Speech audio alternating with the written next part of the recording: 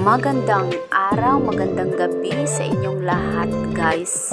For today's video ay hindi namin inaasahan guys na pumunta na lang kami basta-basta, or in other words bigla kaming napapunta doon sa Tanda guys.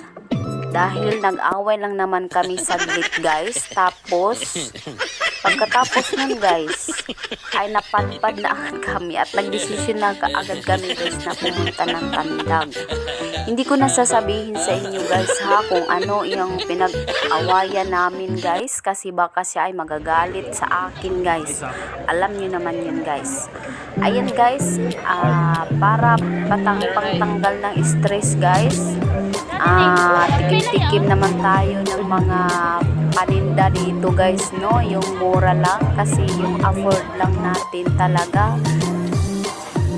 Yan, kinain ko na nga itong mais guys. Alam nyo guys na sa lahat-lahat guys ng mga nakain ko guys, ang pinaka-paborito ko talaga guys is yung mais guys. At saka ito guys, hindi ko alam guys kung anong pangalan ng pagkain na ito guys, basta nagustuhan ko din yan guys.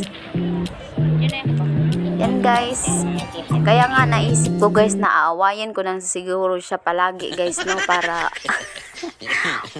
makapunta kami dito sa Tanda guys. Ayan guys, at pauwi na nga kami guys. Hindi ko na na-videohan yung iba naming mga ginawa doon guys, kasi alam nyo naman ang dami-daming tao. May plano pa sana kaming sumakay doon guys sa mga Ferris wheel, pero hindi na kami nakapasok kasi sobrang dami talaga ng tao doon guys.